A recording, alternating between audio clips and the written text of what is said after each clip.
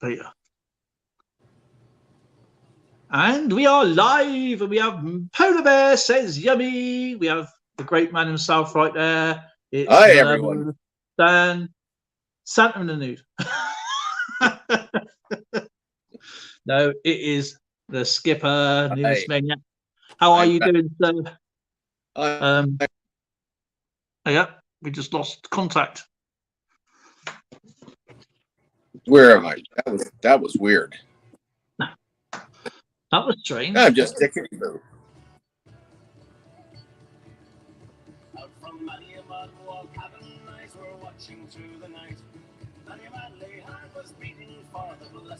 Are you going to get copyrighted, am I? No.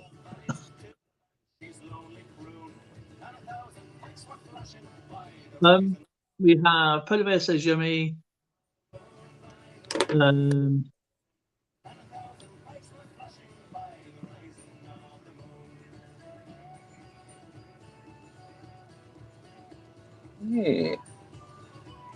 put a community post out, so we got down to one now. Have we got one? I don't know what happened. We got yourself, you, me.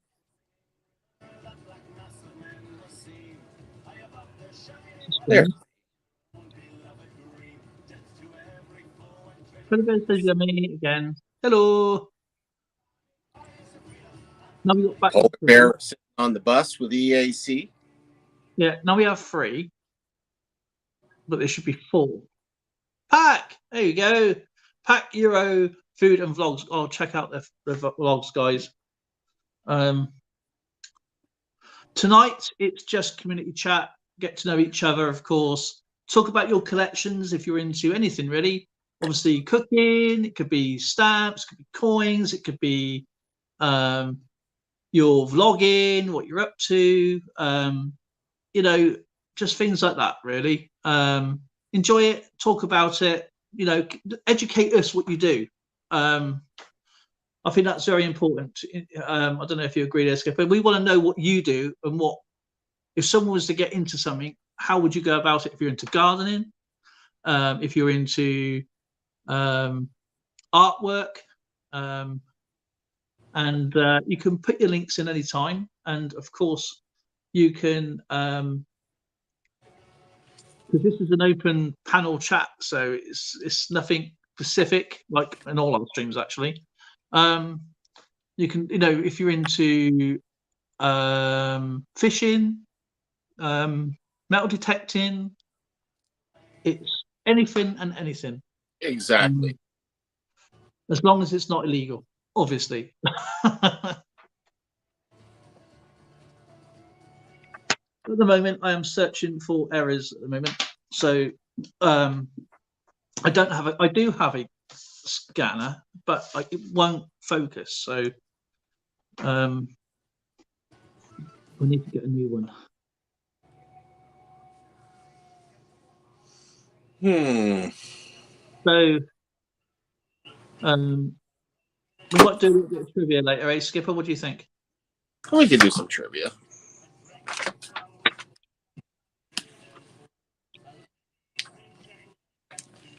Wait a minute, I've lost my. I can't be right. I've mixed up my pile. So how is Pac doing? Happy New Year to you, my friend. I think I've messed up my. Yeah, I've done that one. I've done that one. I've done that one. Done that one. We've messed up my pile. The pile I've done. I'm going to have to start again. I know I found 1, maybe 2 actually.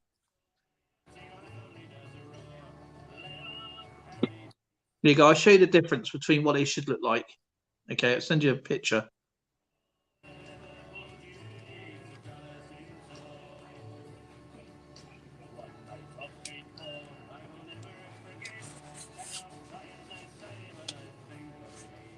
If I'm just going to show you what I'm looking for. Okay. Okay. This is a normal 50, okay? That's okay. But you look at the other coin. See the difference? Yeah, it's not a very. It looks like a weak strike. Yeah, it's doubled up. Got some double dying going on there. Yeah. So that F is overfed.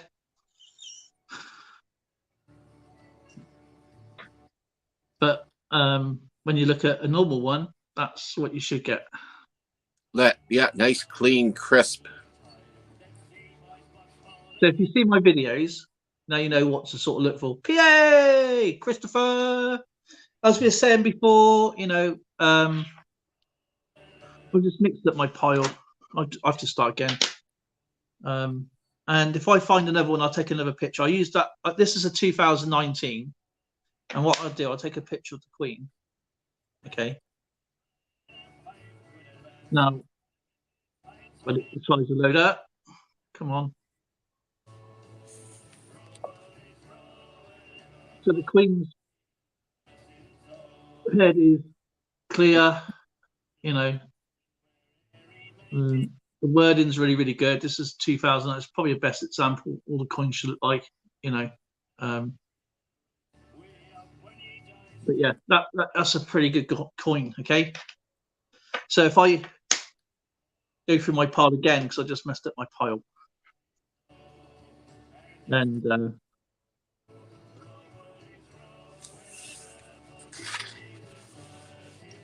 I'll take a picture of the reverse as well. So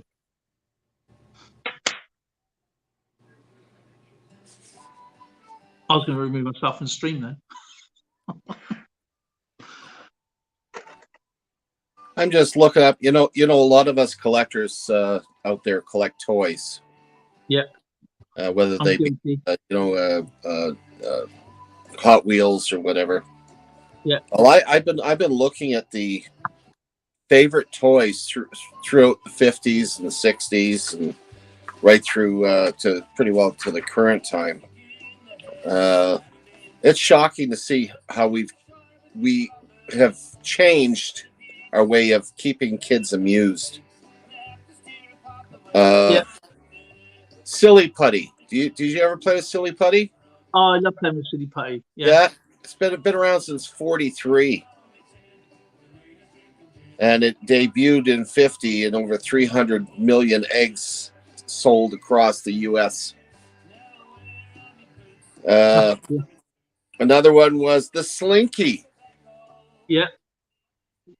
And I remember there's a few different variations, including ones where they put a head and tail on the thing. You saw it in Toy Story. Yeah, the dog or something. Mr. Potato Head.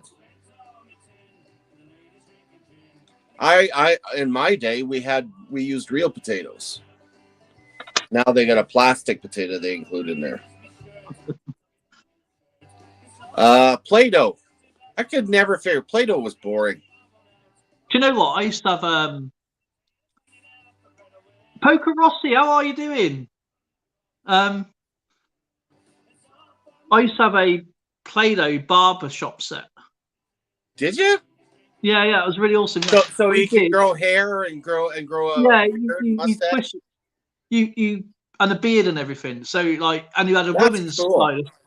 And do you know the black and white mat as well is there in it, and it had the chairs. And every time you wound the chair up, it would push the putty up to grow the hair. So that's actually not a bad idea. It was really, really good. Let's see. We had the hula hoop. Do you know the hula hoop, right? Neil's Games and Videos, or whatever, I think. I was just thinking yesterday about to grow.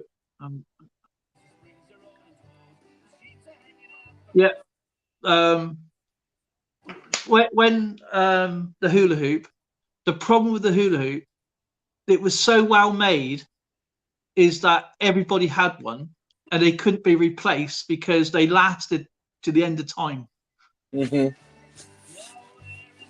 Yeah, I remember my sister wearing her hoop skirt trying to do the hula hoop with it. It didn't work very well.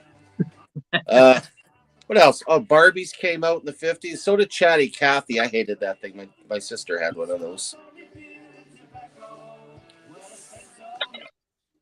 Yeah. The other thing that came out in the 50s that they don't mention here, the kids were really into the Westerns on television, early TV, Gunsmoke and Bat Masterson and the Rifleman and all that stuff. And that was a big deal. So the families used to go out and they used to get the kids, Davy Crockett hats and cowboy outfits. Heck, here's me and my brother in the 1950s. Look how far they went. And those guns didn't have orange tips to make them look like they were fake guns. They looked like real handguns. Doug! Thank you, brother. Hey, look. It took me an absolute age, brother, but I've got your complete coin set. Okay? It's going to come out to you. I've got you a shield set for you. Okay? I've got you some decent coins in there. And there's an extra. I just need to put something else in there, and it's going on its way. I'm doing my mailing as I'm going along. I got Treasure Woman's. I got Story Lock sorted. I just got to put something in there as well before it leaves. JJ's and Silver Gophers are ready to go. And I'm just going to be doing Texas Joe's in a moment.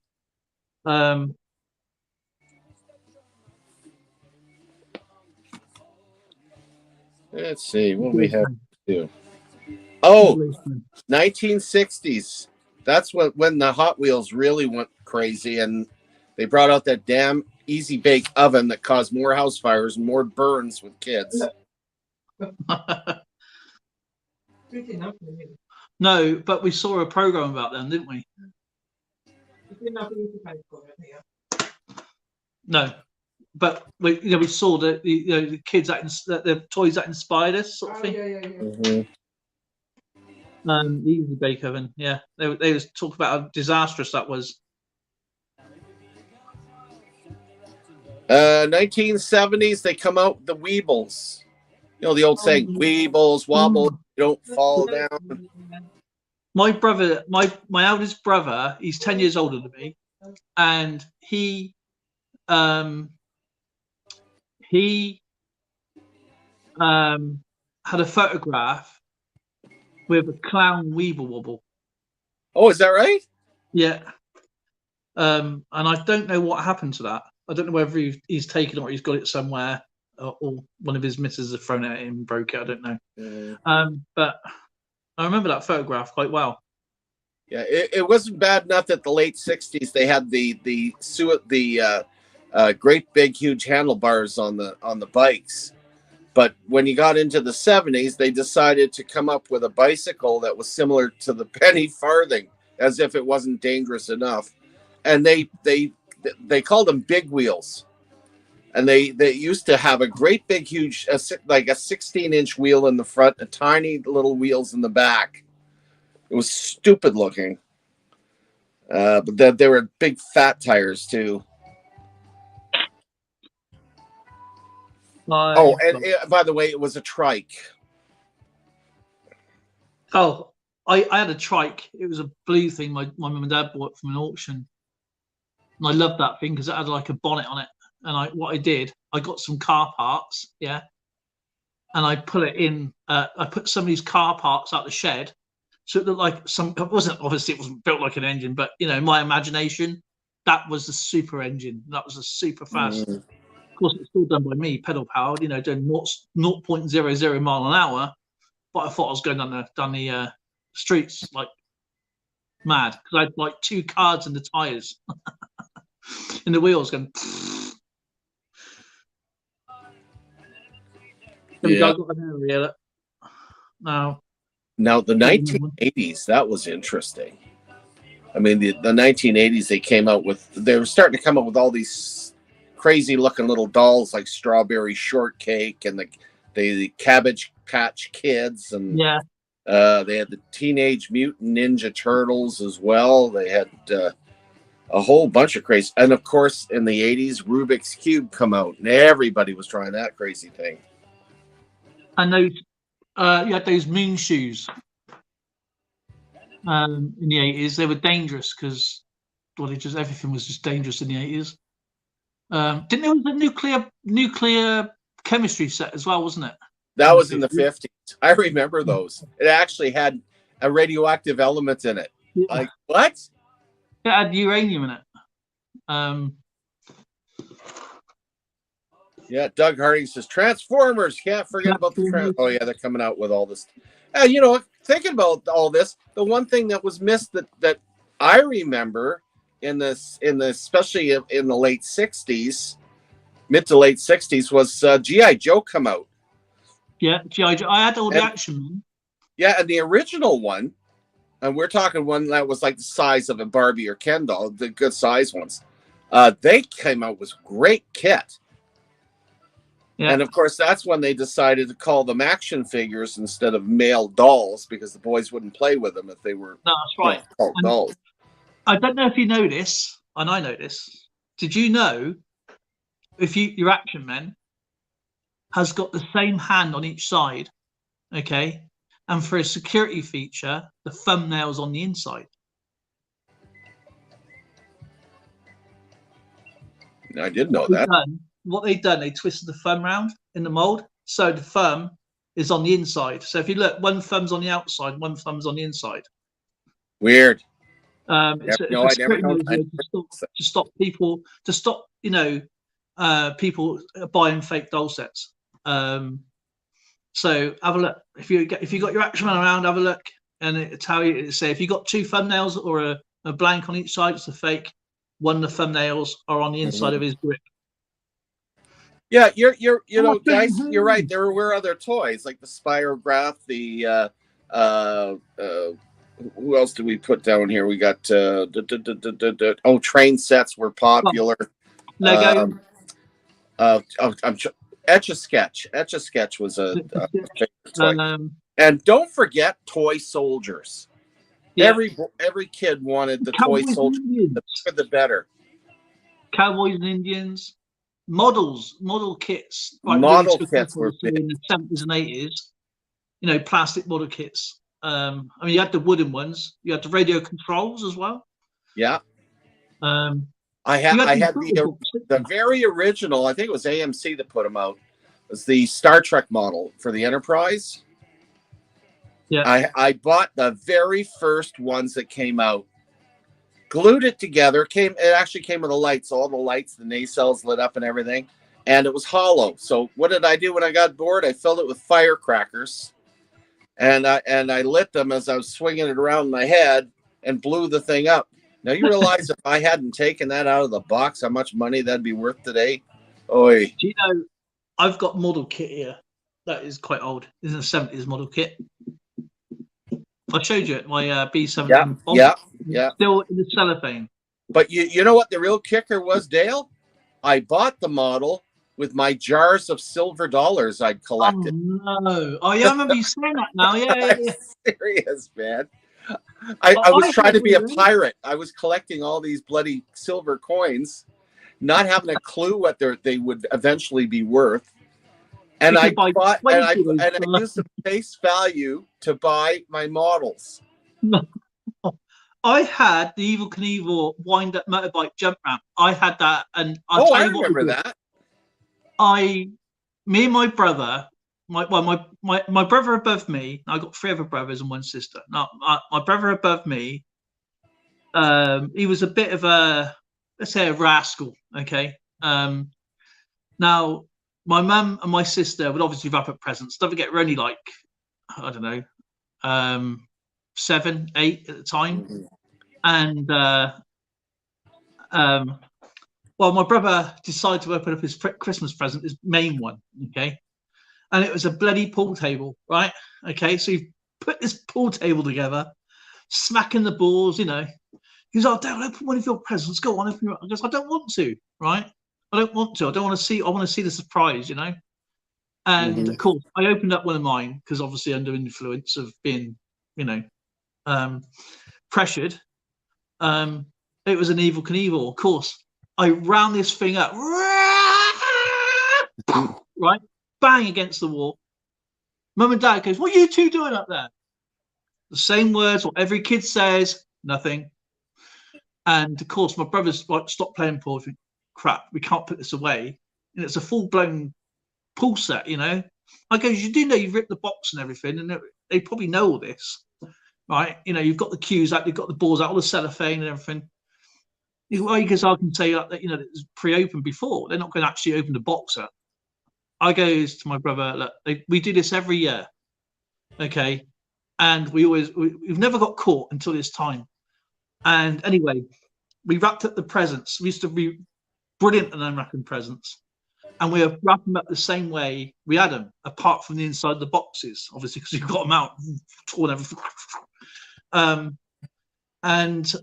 Well, I left a piece of sellotape for this particular day on all the presents we had, was lifted up.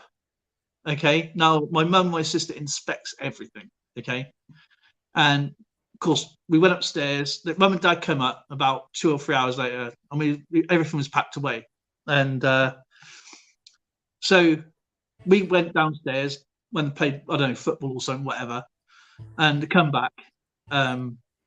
And Mum pulls us into this outhouse place and goes, "You two are not having Christmas presents."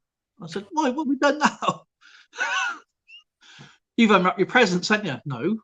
"Yes, you have. This one." I thought, "Look, the tape's come off." That's how I got caught. Doug Harding put he misses the game Battleship and put it all in caps. Yeah. Well, you can tell him. You can tell him, not me. Well, matey, it's not always the skipper that has to break the good or bad news. Battle Chat's coming back, ladies and gentlemen. And it's going to be a simplified version, and Dale's working on all the details, but it is coming back. Hopefully next week. Yeah. Polar Bear says, "I had that Enterprise box."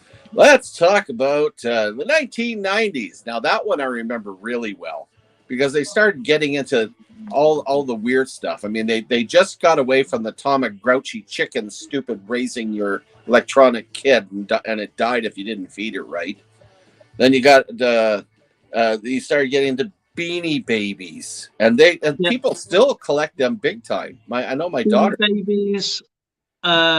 This is when you got the Nintendos coming in now. The Spectrums, computer age is starting to come in. Yeah. Computers.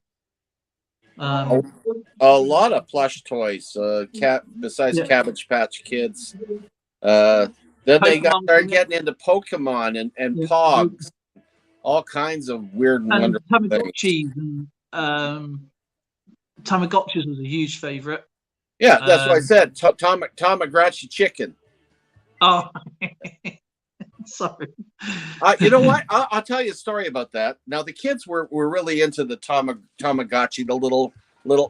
You had 3 days or something to keep this thing fed, or it died.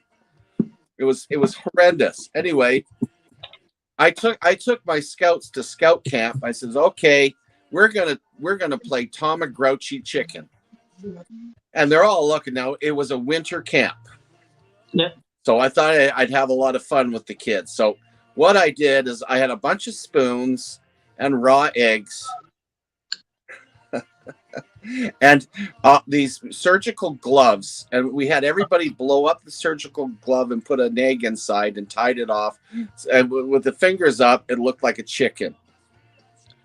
Then I had tied each one of their inner legs together, put a snowshoe on one foot and a ski on the other. Then they had to hold the Tamagotchi chicken with a tablespoon out in front of them, and they had to race from point A to point B without dropping the Tamagotchi chicken. I bet it was all grouchy at the end of it. It was a blast. How many people had destroyed chickens? I'll tell you. Sounds like fun, man. It was a lot of fun. Legos, of course, like just when they came out, they're nothing like today, but they were good fun. I'll tell you what, though, I remember going back, my earliest memory of a kid's toy. I used to have a record player, right? And it was a Playmobil, I think it was the company's name, if I think back now. But you had the blue, yellow, orange, and red records. Mm-hmm. And it would play, and obviously it had like springs as it had a yellow stylus that you put over. It was like big thick record things. It would play, you just wind it up and it just played. And I played this one record over and over and over again. My favourite, I can't remember the tune now, but I remember playing it over and over and over, and I thought it took off me because I kept playing. So you got other songs on there, but I like this one. That's just the sort of thing that drive parents right through the roof. Yeah. Geez, we can't forget about things like Furbies. Furbies. And then they had those stupid troll dolls that they come out with. Oh, yeah. Whatever they were. But as Neil said earlier, with trump cards, they were popular. I used to like collecting trump cards. There's lots of stuff out there that turned into fads as well, Well, the thing is, they still weren't big on the safety. I mean, it was basically the kids were given a lot of this stuff throughout those decades. And lawn darts. Do you remember the lawn darts? Big time. They were fun, but you got to watch out to not be in the path of one. It'd be like throwing a javelin at something. Gee, what else was it? Oh, yeah. In the 90s, they started coming out. Actually, they brought them back. Scooters. But they still hadn't taught the kids to wear the elbow pads and the helmets properly. Even my own kid wiped out and had to have all his teeth replaced. Well, the BMXs and that. Yeah. And then another way of trying to kill our kids off was they come out with those bloody sneakers with the wheels on it. Oh yeah, I did. I used to like. I had a skateboard. I had a skateboard for years, and it was the wheel. I always wore the wheels down. I was a pretty good skater, And my brother was amazing on skates, roller skates. Right. And he tried rollerblades, and he just didn't like them. And they said it's not the same. You can't do the same stunts on them. You can just go fast and weave around and do jumps and stuff, but with roller skates you have more control. Mm-hmm. And my brother was a fantastic skater. I mean, he busted up his arms, his head, and if he saw a steps to jump over, he would just go for it. He wouldn't care about the landing. Not 9.9% he would land it, but that 1%, it was like a demon crash. You'll end up in casualty, Mm-hmm. But yeah, I used to do all sorts of stuff on my skateboard. But it was one of those plastic narrow ones, not these lolly stick ones. But yeah. I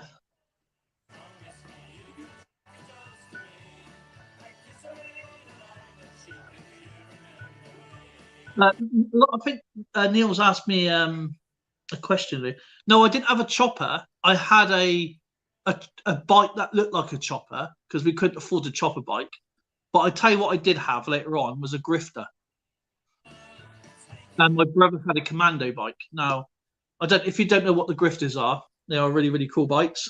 They're like the first style mountain bike. They're really heavy, but had 3 gears. My brother had this really cool bike. It's called the commando bike. Mm-hmm. And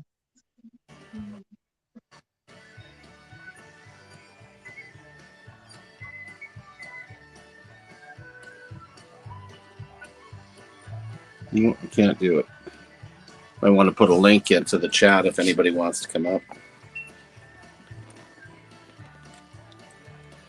Yeah, there's a lot of things that people, even to this day, are collecting. Well, you take a look at those. Geez, what are they called? The bobbleheads that they have now. Oh yeah. They have those, and of course, still the collected things that have been consistent throughout many decades are cards, hockey cards, football, baseball cards. Some of them are incredibly valuable. Do you know what? I'm going to get this for my brother. It's so cheap. Mike Panucci's in the house. My brother had a bike like that. It was a really cool bike. You can pull the handlebars down. It was on those. Yeah, Marlon from Mayor Videos. Hey, buddy. Yeah, Mike Panucci. Is he going commando? No, my brother had a commando bike, and it was just a kid's bike. And I had this like chopper. It wasn't a chopper bike. It was like an aftermarket one, because they were like really expensive. And I loved it. I went miles on that bike. But my other brother on his commando bike. I don't know what actually happened to that bike. I don't know what happened to our bikes. But yeah, they were great. I've learned when it comes to missing things like bikes, you really have to ask your parents. Sometimes they find that you're not using it, or it's they just tend to disappear. That's true.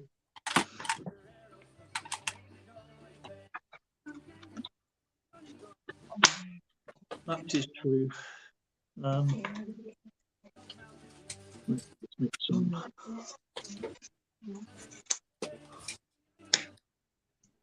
This is how I send my coins, okay? I write the address on the front, obviously, first. And then I make it so it's the inside of the envelope is sealed, so it's not, you can't rip it. It's really intense to rip. Yeah. And because I'm sending 3 coins in a. So what I'm going to do is cut out 3 little. Because I got to get them. Because I got a guide. We got to get them the same size as this to go through the smallest slot. Okay. Right. Otherwise, it goes as a large parcel over here.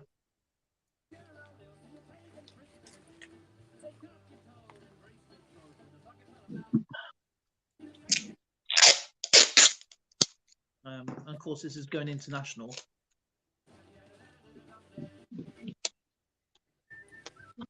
So, because I've got 3 things to send. Okay. Now I've made up because I send it in a coin flip. Okay, unless I do it as a parcel, I send it as a coin flip or whatever.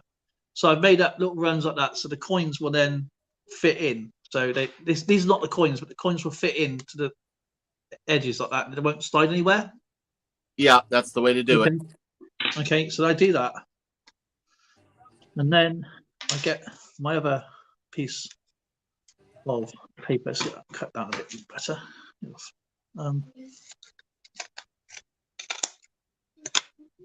And a lot of people say it costs really expensive to send a coin. It costs nearly $14, which is not the case.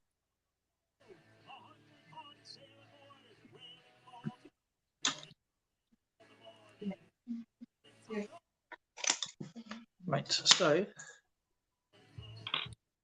what I'm going to do now is I'm going to stick that bit on top there like that, so that makes its own case for the sleeve. Okay, I'm going to cut that bit. That's just an excess piece of paper, but I'm just showing you. So I've got 3. I don't know if you can see it that way, but it's like 3. It's like 2 panels in the center. One coin's going to sit in there. That's going to be a pouch. Another coin's going to sit in the center. That'll be the second pouch. Another coin's going to sit in there. That's going to be a third pouch. My goodness, that's a sleevey wonder. And then when you get my envelopes, you haven't got to go. What you got to do is cut through, and they should all fall out. or unless I got banknotes, then just don't do that. Mm-hmm. But yeah, that's the way I do it anyway.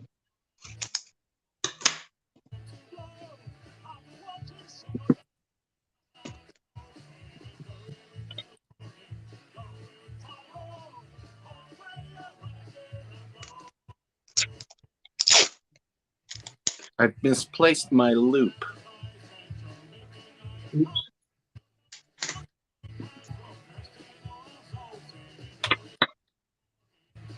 Whose music's that then? What, my background? It's a Yeah. generic free.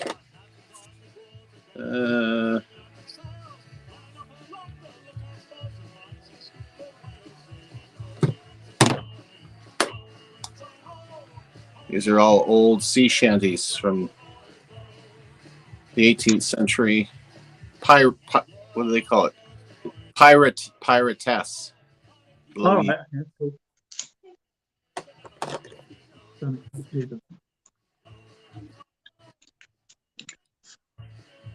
Oh, 1928. That's the year my dad was born.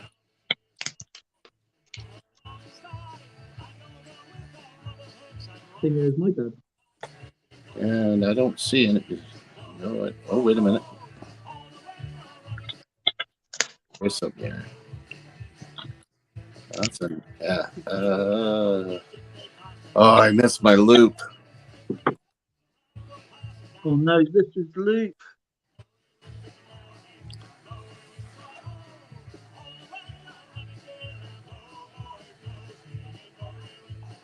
I'm gonna guess it's an S. I'll check it later. I suppose I surpassed the 500 subs. I'm having a 500 sub party on February 24th. I put out videos. It's going to be off the hook. Well, we'll certainly be there, my friend, to support you in any way we can. So congratulations on your 500. Yeah. Polar Bear says, you need a Swiss Army knife to open an envelope from Dale, and that's true. Once you got to do is cut the top off to see what's actually inside. Make sure there's no banknotes. Then all you got to do is literally just cut through it, and then you got all the coins free. That's it. I'm only protecting it because this will be taped here so people can't change the numbers or anything like that. Because frankly, I just don't trust our post. I'm not sure about United States Post or anything like that. I just don't trust our post. So.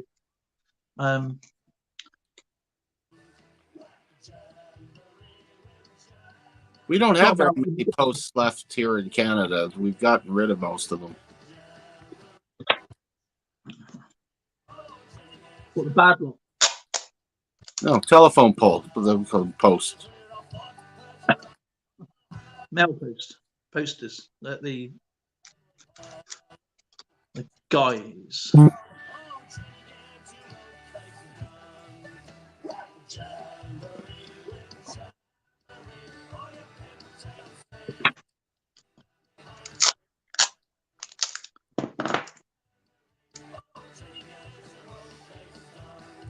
Ooh, I think I've had a brilliant idea.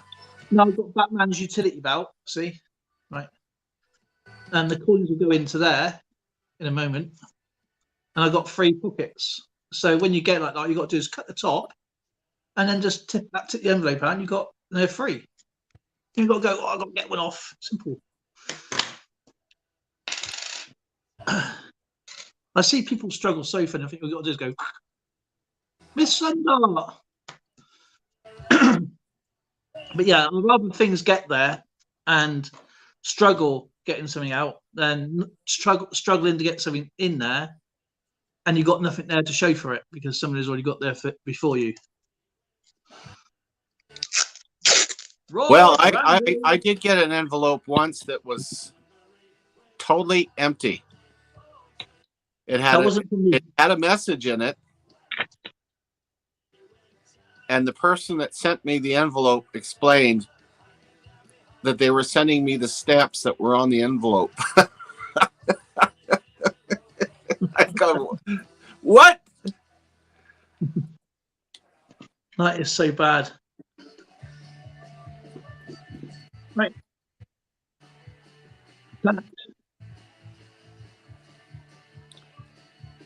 Dundalk, Rob Random, Polar Bear. My mind is racing. See, I've got the coins in there now. The coins are all separate. They're not going to move around because I've got to try and get it flat as possible. So, well, you know, it's too bad I wasn't living closer because I would just have to sit on it and they'd be flat as possible. That was a Freudian slip. Right. So when Storylock gets this and watching right now, you know, right, it's going to be a bit of a struggle for him, obviously, because they all get these funny knives out and just get a pair of scissors and go sorted. Yeah. Yeah. No knife's bigger than your knife, and it's not Crocodile Dundee. Uh-oh. Right. So now the next thing. Okay, I've got the envelope secure inside. Okay, it's all hopefully tear proof. From Oh, jeez. Oh. the owner. Now I'm going to secure it at the top there like that. Okay, not Storylock, sorry. Texas Joe gets it. Now it's secure at the top so it can't fall down to the bottom, because I've had people say they've had. Now I've always done this. Okay, I've always done this, and the envelope is. It can't fall to the bottom. The coin can't go to the bottom. And they said, "Oh, I haven't had your coins because there's nothing inside it." And I said, "They said the package is open at the bottom and it must have fallen out." Yeah. Well, I'm getting to add another coin to my collection. Ooh. 2022. Sad as it sounds, I have to take it out of the capsule to put it in my album. And then with this bit here, okay, that's going to go over that, so it's going to feel flat. Okay, so there's no bumps in the road. No one can go, "Oh, that feels like something in there. That's worth having." That's just a piece of card that goes over to stop the light from shining in, basically. Marlon says you should grind the coins in a glitter.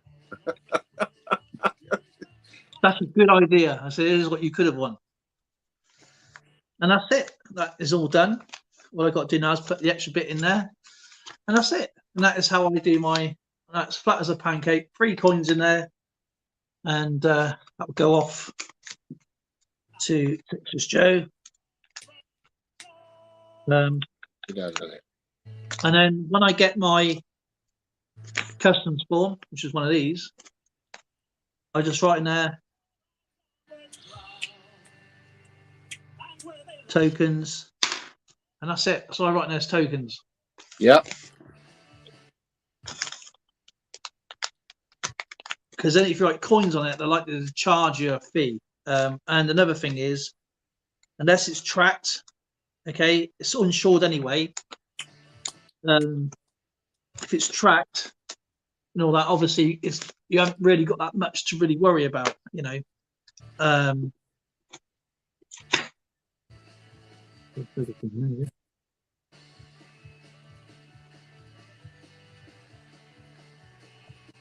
that's how you do it. Now that will now cost me around about £1.30 to send, £1.40 maybe. And that's it. To send 3 coins off. And now I've seen people go, "Oh, if I send a coin off, that's going to cost a lot of money." Get out! obviously it depends on because we have anything over 23 grams is classed as a small envelope, a large envelope. When you're sending something abroad, but if you're sending a package, it has to be anything up to you got 500, 1 kilo, 1.5 kilos, 2 kilos. Forget it. If you're sending something 2 kilos, just break it down into 2 lots, because you then you save yourself a ton of parcel packages.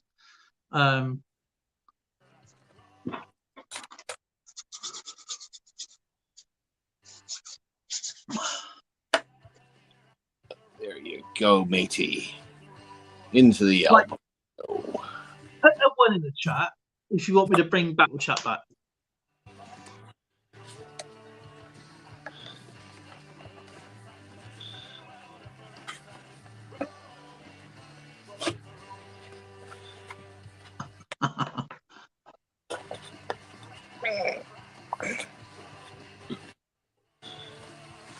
I've got no wonder. I really don't like these albums.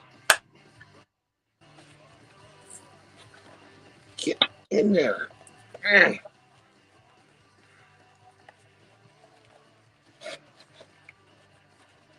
Mayor says, nay, nay. What are you, a horse? Nay, nay. Oh, almost. What are you doing? What are you doing? Oh, it's in. You're doing the jar of pickles, aren't you? That's what it is.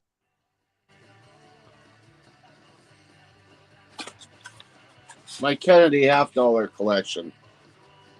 And that was someone sent me I got a 2022. A newbie. Ooh. Fairly newbie. So I had to put it in the album. But those albums are terrible.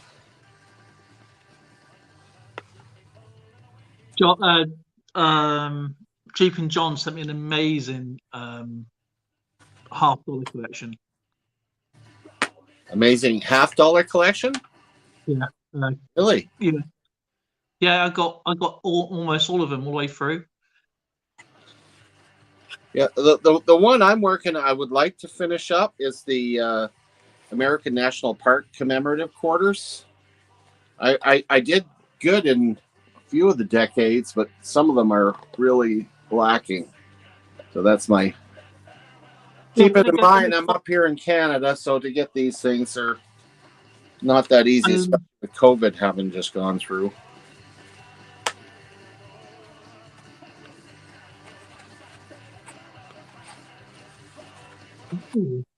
But I mean, guys have been really good with the 1 cent, the American 1 cent ones. Like this. Thank you, Jason. Jason did this. He sent me all the. He sent me all the current ones. Yeah, of course you pop out. Why don't you? I watched his quiche cooking the other night.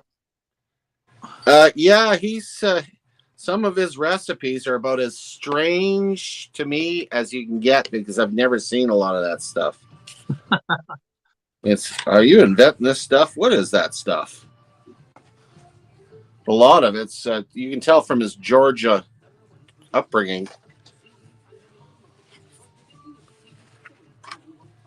I do like quiche though.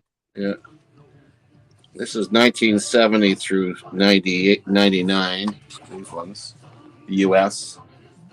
The thing is, they don't go high enough. That's the thing.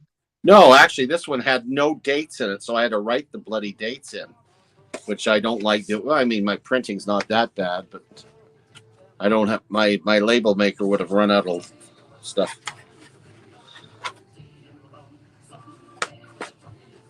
This is 1940 through 69.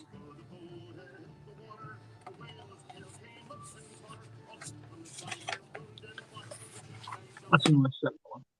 And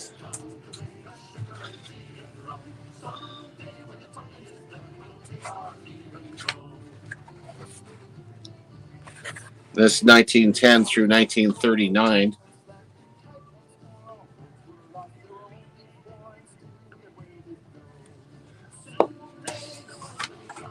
Yeah, of course.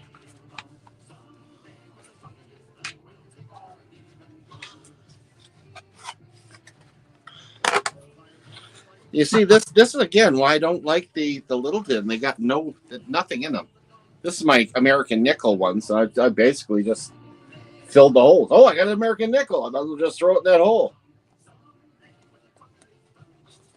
I got bloody modern stuff and Jefferson and Buffalo nickels and. Yeah, Alex, we already know about Coin Up, my friend. That was last week, wasn't it? Yeah, cheers, Alex. It's always sad when somebody loses somebody, mate. Last week when Coin Up lost his daughter. Hit the Rippers, Marlon?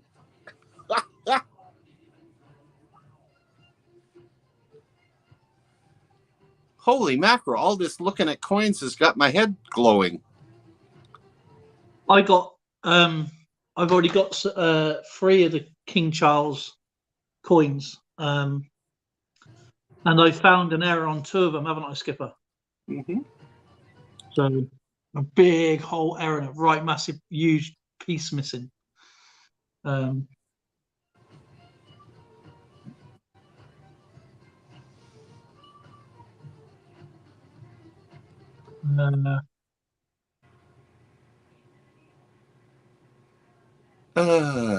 it.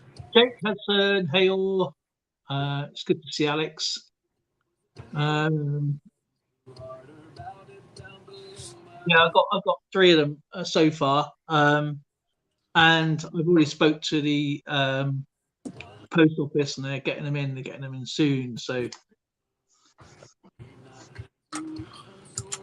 Gee, I'm debating whether to try to put these things away while I'm online. Last time I did it, they all dropped on the floor, and you made fun of me. I never make fun of you. I would never do that. Yes, you made fun of me. Skipper's got the dropsies.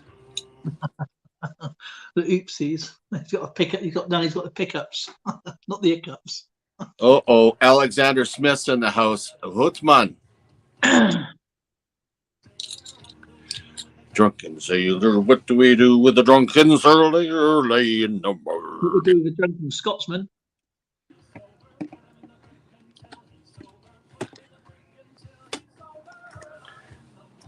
Oh, can I reach it? Oh, it's way down there.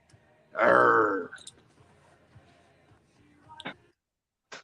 So I'll be getting a few. I'll be grabbing those. Now, the thing is, now we're going to have a king and queen on the same year. Remember, so 2022. Yeah, just like so those royal tutors are all 2022s. Yeah. So the 2023 coins will come out as well. There has to be, and so it's going to be interesting. Yeah. So it should be 3 coins then, is it? 2022s, and 2023 in the same year.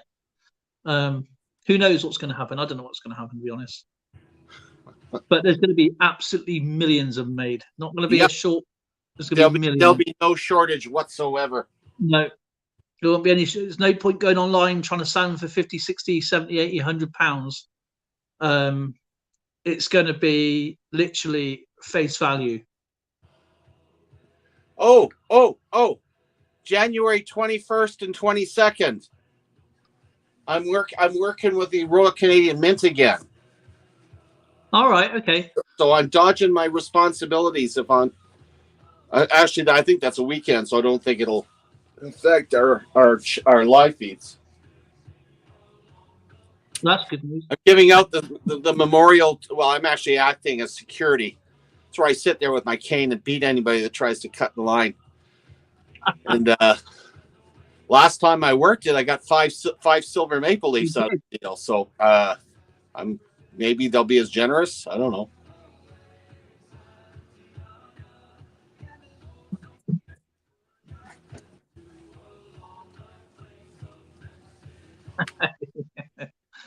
It's a black stainless kitchen appliance in the new thing. Hello, dog. We can't see you, Skipper. Where are you gone? I'm getting the tray that you're waiting for me to drop again. Well, just don't do it. I'll try not to. Ouch. He's already hurt himself. That. Ouch.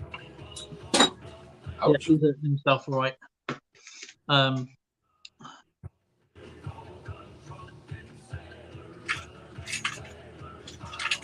Oh, by the way, this will be quite a short stream tonight because I need to ring the doctors in the morning to get an appointment as early as I can. Just to let you know. Well, thank you for telling us now. Yeah, I forgot actually. I meant to tell you before we started.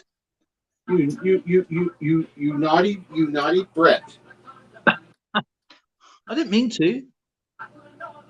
Nah, you're just teasing us.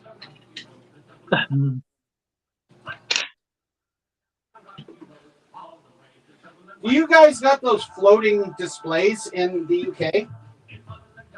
I think we can get them, yeah. I'll say yeah, because I think we probably get anything on Amazon these days.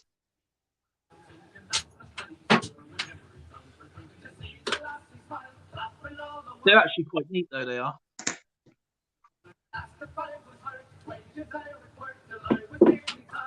Oh, I should have done it again, haven't I? I'll do that tomorrow.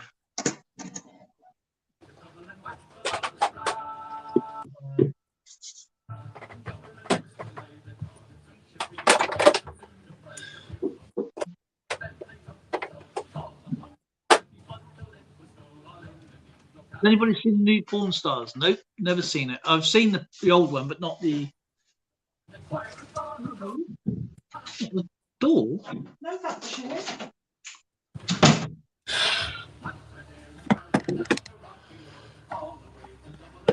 Oh, probably quite a lot over the overside. Yeah, floating display. Does it float in midair?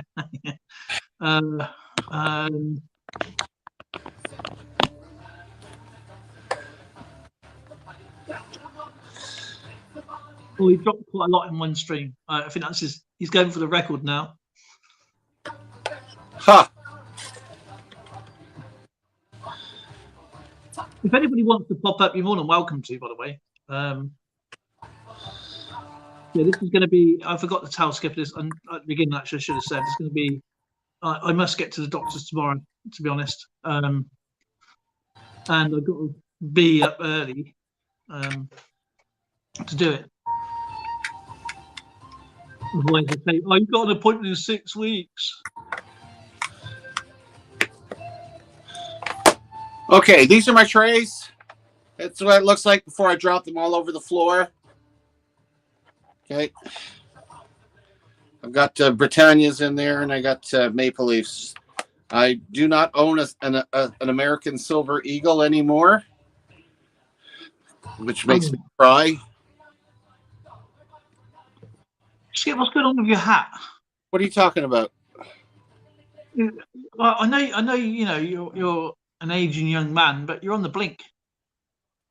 I got my brain has been activated.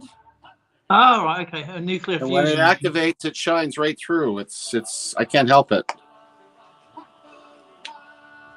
Isn't that brilliant? We'll let you, Jake.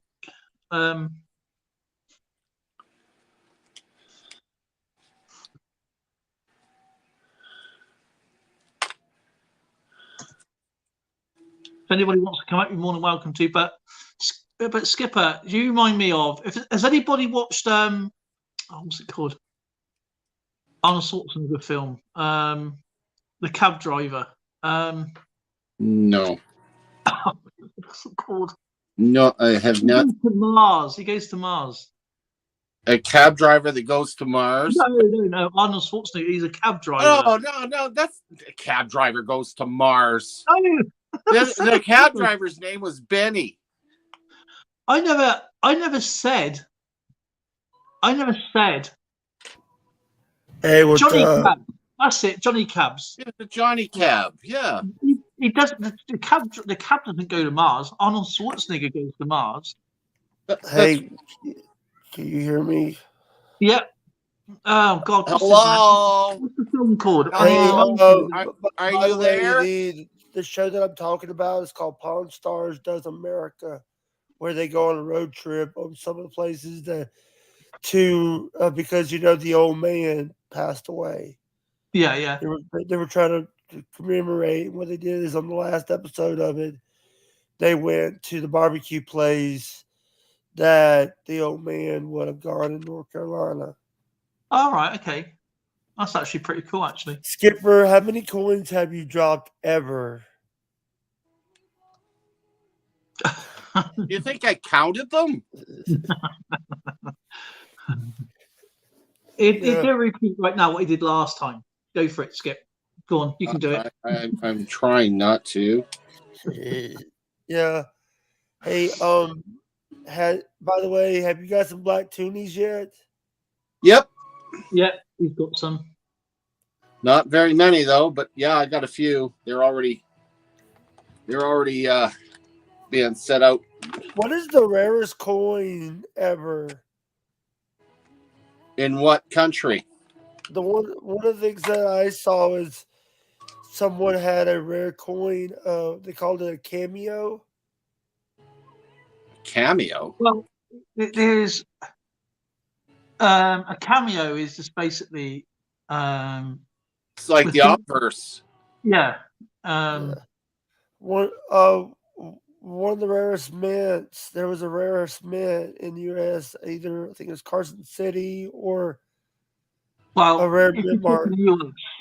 If you're talking US, it's going to be the gold American Eagle, isn't it? Double Eagle.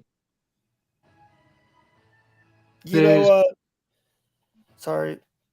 There's only one of those in a private collections because the federal government needed to have all them back. Is it Double Eagle?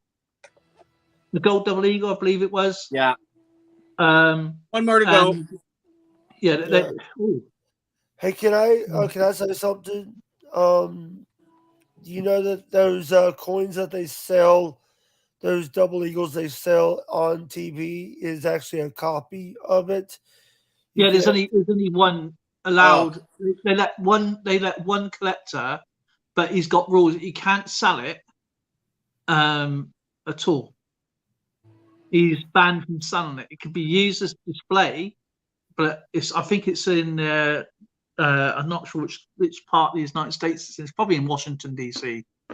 But it's one in display, but a private collector and I think they've recovered 3 out of all they had, so they are actually illegal to own. Yeah.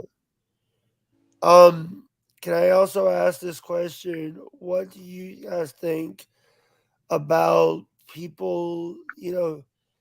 What do you guys think about the Alaskan dredging crews that go out there and they dredge for gold out in Nome, Alaska? That water is outside Nome, Alaska. What personal opinion as to how we feel about them doing that? You mean? Yeah. Really? No problems to me. It's absolutely no problem to me either. I mean, they had to have permits to do it, and a lot of licensing going through. Not dumping a lot of toxins and stuff into the river. They're just sluicing. The only thing is they're doing it on an industrial scale. I mean, they're doing it in the ocean. They're doing it miles from, and that kind of dredging, what they do on Bering Sea Gold, is illegal in California because they think it's going to miss. Yeah, there's a lot of stuff that's illegal in California. That's California. It's going to be a separate state, isn't it? So if it's up in Alaska and they've allowed it in Alaska, it's like saying I'm going to do some fishing in Alaska, but New York doesn't like it. It doesn't make any difference. You know what I mean? You know what I'm saying? It's because they're probably doing good cleaning the ocean. You know what I mean? Dredging it all up. It's probably a lot more. Helps the environment. It helps the environment. But yeah, I think it's there's going to be more complications than not, to be honest, because obviously it's going to have. Hey, I have an idea. I have an idea for a merch idea for the skipper. Okay. get a silver round with your face on it. Yeah, a silver round with my face on it. Coin with your face on it. Uh, Christmas time, you'll find all kinds of them. No, I was talking about like what like the old they did for like the old man on Pawn Stars. Oh yeah, yeah. On Johnny, uh, bring you here. sorry, my voice is giving out right now.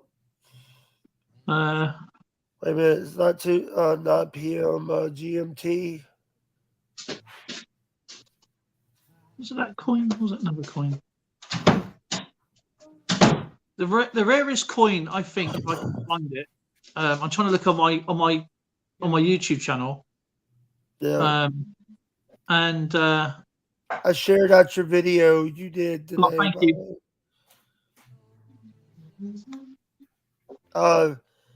Skipper, is it Monday, Wednesday, and Fridays? You do it on your channel, and then Tuesdays and Thursdays you guys do it over here.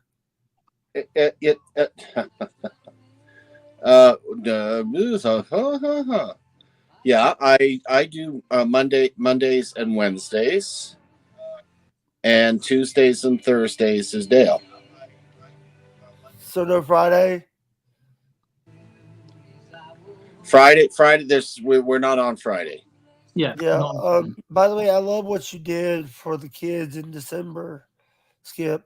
Oh, that's one of my joys, being able to do that, bring a little bit of happiness in a life. world of uncertainty. You know, that was nice of you to do that. Well, I do appreciate you saying that. That's the reason why I'm if you don't understand why I'm like saying that, it's Skipper dressed up as Santa Claus for the kids of YouTube. Sorry. 1997. Oh, he's reading books. No, I'm hearing every word you're saying. I'm just still working on your question. Dale. I was talking about Dale. He's reading. Yeah, I'm just looking through something at the moment. The rarest U.S. coin is the 1804 silver dollar class 1. It's called the King of U.S. coins. It was struck in 18. King coin. Good reason. There are only 15 known specimens of the silver coin in the world. In cast, let me tell you the difference between struck and cast. Struck was struck with a giant hammer. Cast, they poured it. Yeah, well, what's unusual about this one here is that it's dated 1804, but it wasn't struck till 1834, a full 30 years after. And there's only like I said, 15 of them that were done. And 1999, one of the coins sold for $4,140,000. Yeah, whoa, wowzers! That's like a house in UK. That's about right too. $4 million. $4 million. 4 million. I was kidding. Sorry, Dale. $4 million in a house in England. That you probably get half a house. Yeah. Greater Toronto area. You can buy yourself a 70-year-old home with one bedroom, nothing but a little bungalow, $1.4 million. Wow! Because the land is so valuable now. Yeah. We're in London. If you want to go to London, just for a studio apartment, that's a bed sit, by the way. Okay, a bed. You can't fit a sofa in. It's got a kitchen behind you, right? All open. Okay, you're looking at probably around about good 4 or 5 million. Yeah, I was looking at rental properties in New York City. I don't know how anybody can live there. The prices they want. First off, they're cramped into quarters so tight. Yeah, I saw that, like the what do they call the townhouses, brownstones, whatever they're called, right? and this girl, Zoe watches the Real Housewives, right? And this one woman, it was cheaper to rent a hotel a month than it was to have your own home. So she had, didn't she? That girl she rented a hotel room, didn't she? For like, was it $2,500 a night? Right, in a basic New York hotel room, and but a house. When she was living with her friend, she ended up selling her house, and that was worth something like nearly 8-9 million. Right, and that was just a cheap one. I mean, they go for like nearly 16, 17 Was million. it New York Housewives? Yeah, it was 16, 70 million. It was one of her Oh, friends. yeah. They lived no further away from each other, and one had a bit more of a better one, and the other one had a basic one. And it was literally just no more than down Ooh. 3 blocks away, basically. Hey, And I'm thinking, how can they Skipper, you justify got it? fire on your Yeah, lights. he's always on the blink. You know what I mean? He's a robot in disguise, really. Hey, you got to end a little bit soon. You got to go call the docs in the morning. There is a coin here. It's a pattern coin from Jordan. It's a 1997 coin, and I believe there was only one made of these. It's not an expensive coin. It's a pattern coin, but one was made. I'm pretty sure it's this coin, and I'm just bringing it from my channel now to get the. Pretty sure it was made, even though it's a Jordan coin, it was actually made in Lancaster, Wales. Oh no, sorry, I got it here. I got me right. The 1997 half dinner Hussein pattern coin, only 2 known to be minted.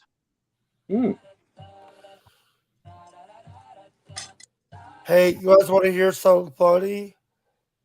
Go on.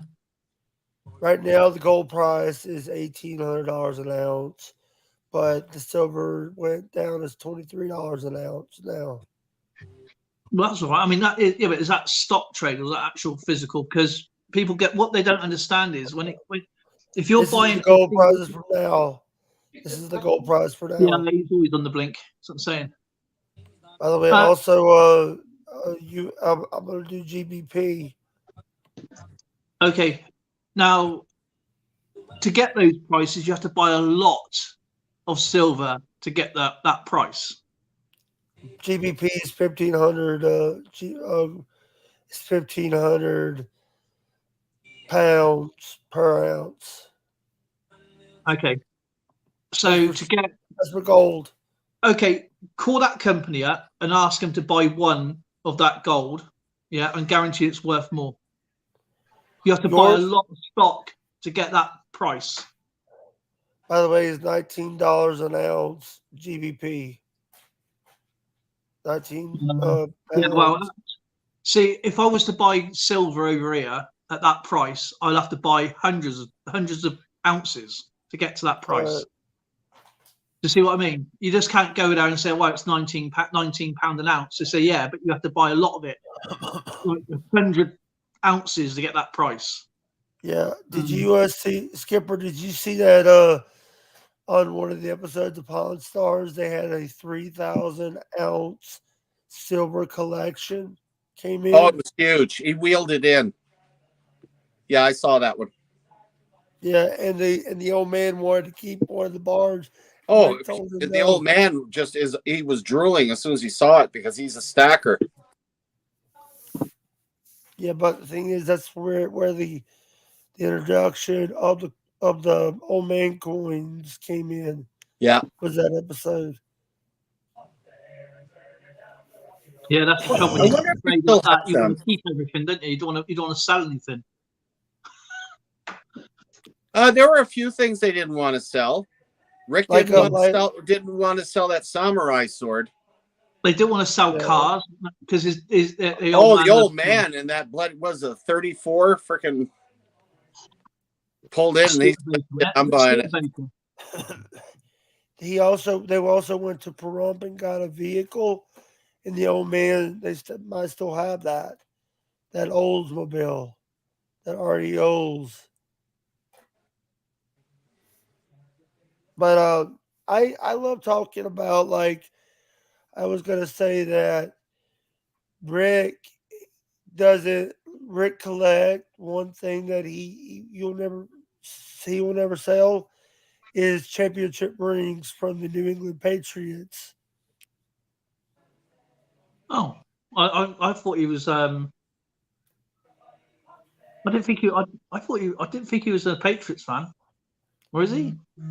He no if here's the he has a bunch of Patriots rings, including the gaudy rings that was made when they won, I think, in the 2000s.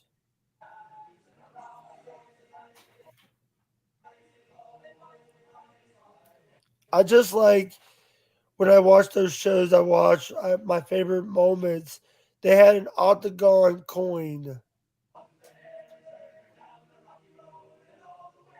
The guy paid like $65,000 for it.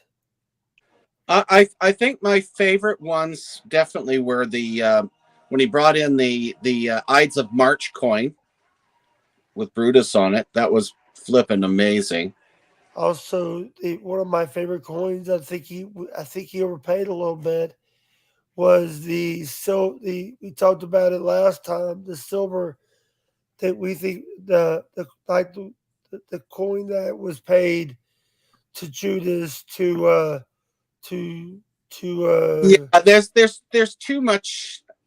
You know, the chance that that's one of the original pieces of the silver that was given to Judas Iscariot is slim to none.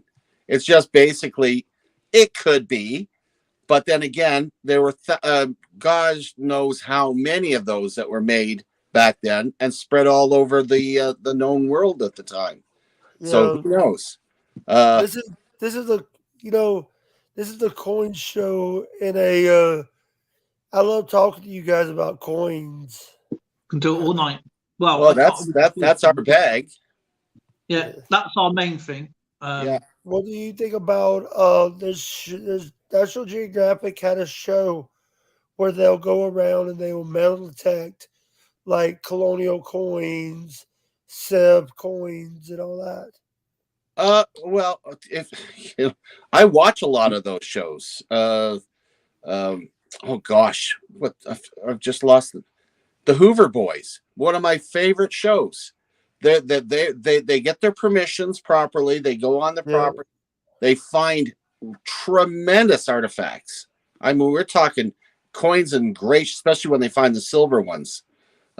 Just amazing. As you know, most of the time you get stuff that's bronze or copper. They're pretty slick after they've been in the soil a couple hundred years. But you get some of those ones, the silver ones they come out with, they're almost pristine. yeah. So I see. I actually watched a show, a video where they had to call the cops because they had some like farm equipment. They found some farm equipment. They actually had to in the river. They dived in. It was a stolen piece of equipment. yeah, And, you know what? That's one of the things about metal detecting and magnet fishing. You find stuff from criminal activity. I mean, yeah, it's very like guns. I like magnet fishing. I love Dale the Almighty. The guy has a good channel. What he does, he goes and dives the waters and cleans up the trash out of them. yeah, yeah.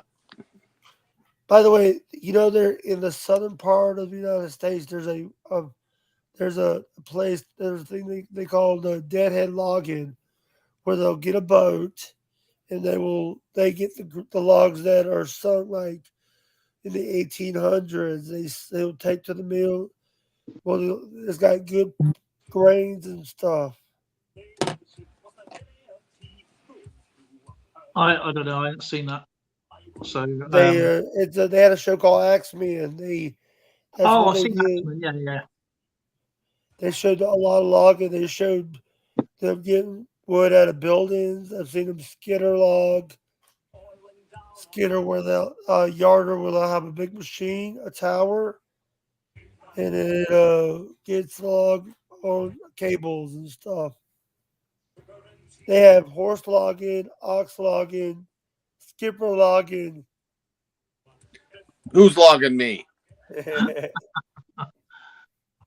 So how's Darren doing? Me pretending a bump on a log. He does have cool lights. You know, is why he can tell his innards around out. See, I told you he's a robot. That's why he rebuilt him. They rebuilt him so many times that. Yeah, what's up? What's up there? What's up there? I told you he's a $600 million man. Yeah. Is why, you know, his favorite. By the way, Skipper's so old. His social security number is 1. Here we go again. The thing is, he's not old anymore. He's been rebuilt. Look, he's like the Terminator. That's right. I'm plugged in. You know, Skipper, you have a friend that you, Twiggy from I remember Twiggy from Buck Rogers. Tweaky. So, what did I say? Tweaky. Twiggy is the 1960s hippie chick with it brought in the mini skirts. Hey, by the way, I'm the only non-blue in your chat.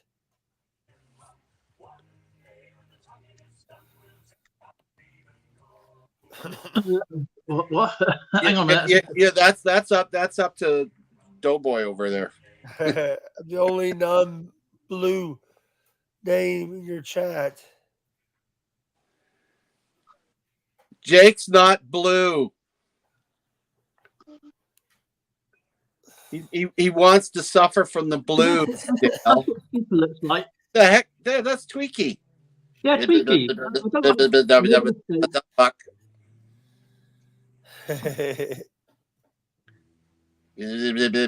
Nice to see you, Buck. Yeah. What's up?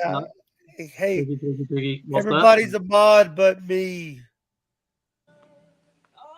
Everybody, you're giving out mods like, what's up, Darren? Beady, blank Buck. Hey, guess what? Zoe had a sponsor today. Really? Yeah. What?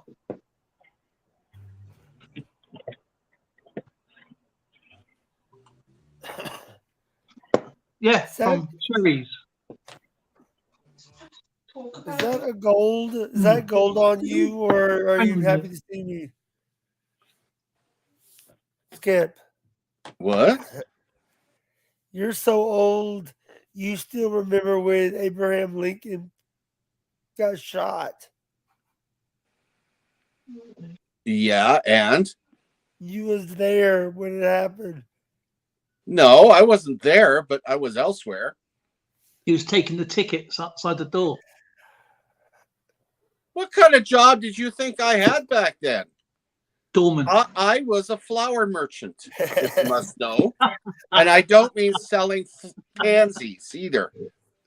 I used to sell ground wheat that was turned into flour. Oh, you was a baker. I was a baker. I worked in Adler's and Modern Bakery. Hey, but you know the baker, Skip, your favorite when you were young, you didn't have TV. You could just walk outside and watch the Rangers, watch Cobb's live action. Watch the. I wasn't living anywhere near there at that time, but I did listen to it on the radio. They had radio back in 1700s. Ty Cobb's wasn't in the 1700s. Yeah, you check your facts about when Abner Doubleday invented the game. Oh, no Cobbs. These youngsters, they weren't there. No Cobbs. No, not Cubs. Cobbs. Oh, you're talking about Cobbs as in coins. No, like the corn on the cobs. No, the guys that the law enforcement. Cops. Cops? You mean bobbies? Bob is police. The police was invented by Robbie Powell, and that was the 1800s. That's where the term Bobby come from Robert. Robert is Bobby. Exactly. Hey, I got a question, Skipper. What would you do with a drunken sailor? Throw him overboard. Early morning. Throw him overboard and let Coin World UK take the coins out of his pocket. They've got early in the morning all figured out. What do you do with him late afternoon? That's when he's really a mess. Tie a knot 10 feet. Aftermath. Early in the morning. Hey, there's a picture of Skipper on your wall, Dale. There's a what? You got a picture. You need to get a picture of Skipper's face on the wall there. No, I don't do flash photography. Over the hill, over the dale. If Jake keeps it up, he's going to end up impaled. Yeah. Hey, Skip. Okay. All right. Let's go there. I may be a hill. I may be a valley. Sometimes I may be a grassy hill, but I don't look like a mountain. Yeah. Whoa. Why did you look towards Zoe when you said that? I didn't look at Zoe. Zoe, I can't even see You Zoe. looked at. That's why she went, what? No, did I see you then? I have to look this way, literally, to see you. I just got him in trouble. I put something in the way so I couldn't see her. I'm charming. He is charming, isn't he? I'm a delight. Yeah. No, I'm only joking. It's only fun. Well, I think it's outrageous. Oh, hang on a minute. Don't be rude. You go if you want to do a live stream. Come on up. Who are you talking to? You. You face cheeky son. And there is G. Cheeky son. I love it. Oh, Hey, look who just snuck up here. How's it going? What's up, everybody? How y'all doing? I was talking about the coin set you sent me a while ago earlier. The what? Still got it. Yeah, still got it. It's all there. It's still in its box as well. Everything. How you and doing, nobody? Hey, what's up, man? He is a great guy, Mr. Jeeps. It's good to see you back. I see you've been on a couple of times, but obviously I've missed you. No, I don't have a channel no more. That's why Jeeps is using nobody. I'm nobody now. Exactly. Channel to be on here. No, I don't have a channel no more. I can't even type in chat. That's why I just jumped on your StreamYard. Oh, don't tell me you've been. Oh my goodness! Naughty online. No, hey, I Jeeps, deleted it. want to say hi from the car here, buddy. It's nice to see you again. Hope to see you popping in whenever you can. Yeah.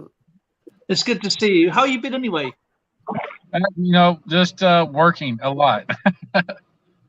Oh, to be young and making real money again. Yeah, I'm working. They got to send me home an hour early today because I can't work back-to-back 16s. But they got me. I'm working. Supposed to be working 16s all week. Oh man. So 6 days this week I'm be working, but that's all right because coming next month I'm off. Next month I'm going on vacation.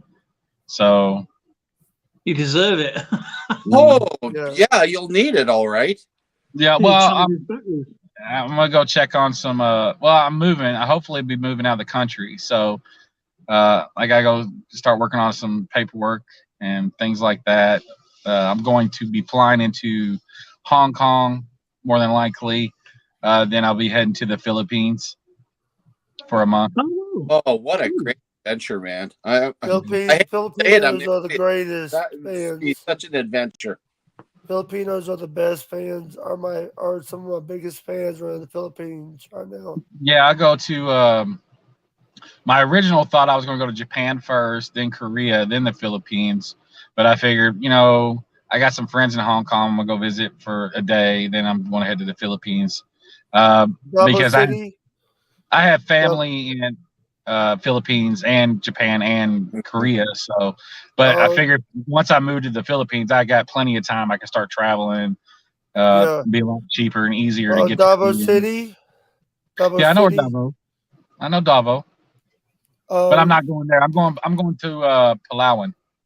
All right. It's an island. It's an island off the west of the mainland of the Philippines, where Manila and everything's at, and it's right between Indonesia and mainland Philippines. Right. Look at that. Look. So that is going to be awesome, man. I wish you the best. I really do. So you're keeping it right then. You're doing good. Everything's good. Well, my goal is to retire this year. So excellent, wow. man. Yeah. Well, you're going to get quicker than I did. I mean, first trip I had was freaking with William Bly. He was terrible. And then of course there was Captain Cook, and then I swung on a trip with Darwin and wandered around there. He just bumped the heck out of me. Well, you should get a trip with Blackbeard. That was a trip. Blackbeard, he wouldn't allow me on. We clashed. Oh, right, because you had it's like just black and white between you, right? No, black and white. If he had me lights on right now, he would have thrown me up on the yard arm and strung me out. Yeah. You had Black and Whitebeard. You had the yin and yang of pirates. No kidding. Yeah. By the way, hey Skipper. I hear you. What do you think about moonshine? It's like sunshine. I don't stare at it very long. No, whiskey. My eyes hurt. That drink that All right. I like Moondogs though. What's your name? Is that Jake or Jack? I can't. That's Jake. So Jake, where you from? Mississippi. I used to go to Hattiesburg once a year in March. But yeah, moonshine shit. I'm from Tennessee and I live in Kentucky. I know all about that shine, buddy. That white light. Oh, you're talking about that southern drink. That knockoff of our Al Cool that we drink up here. Yeah. Yeah, we I usually actually have a couple bottles or mason jars at home full of it. One of a YouTuber, Trapper Man. He's a YouTuber also. He actually makes it, and it's probably the best I've ever had, to be honest with you. Yeah. By the way, boy, you get along good with the bloody Greeks. They got their ouzo, then drinking moonshine. You'd all walk around blind. Actually, that drink was really good, man. I can't see anymore. No, that was they called that bathtub. That was bathtub. Bathtub. Yeah, that stuff is because of the chemical compound that they were using. I think was kerosene or something that they were using with it.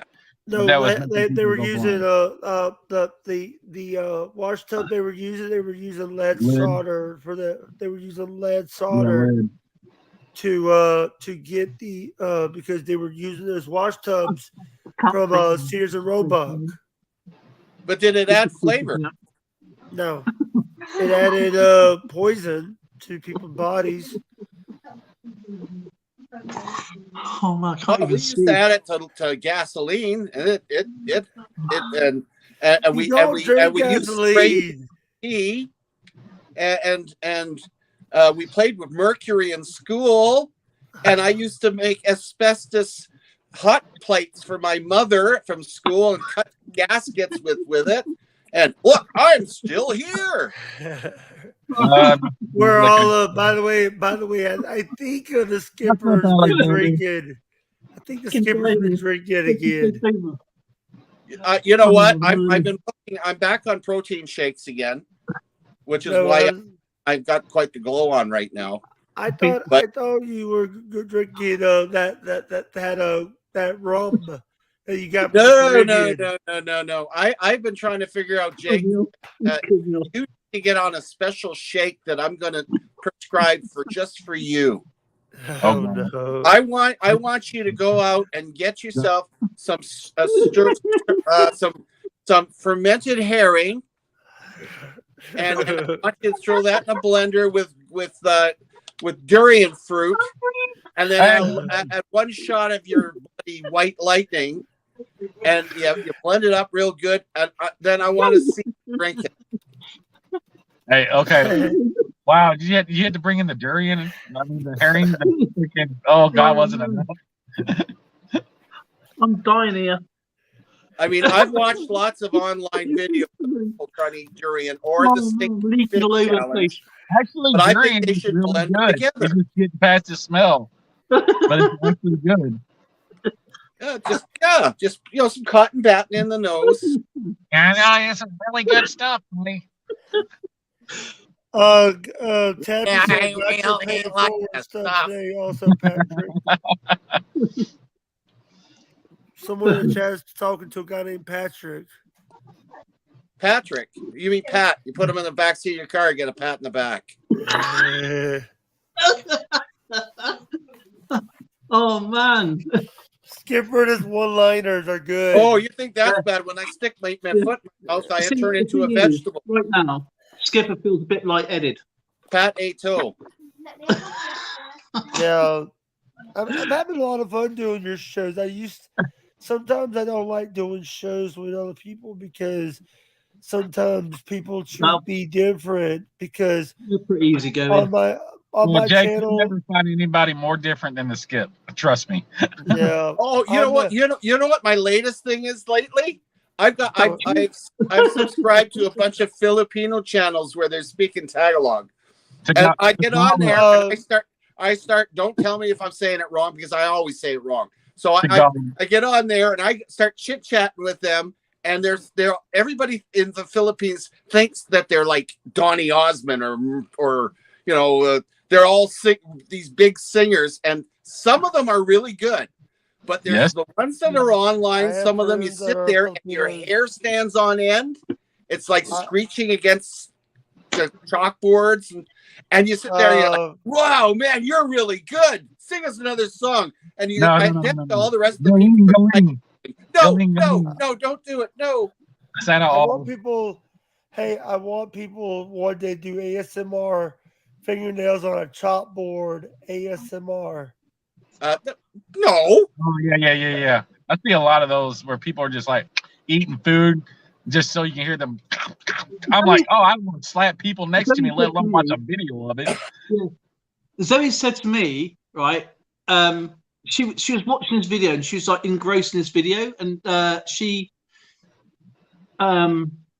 I goes, what are you watching? She goes, well, this is called mukbang. I went, what the bloody hell's mukbang? Mukbang, where they get a bunch of food and they eat it. Yeah. Nikolai Avocado watches I've had a lot of Filipino food.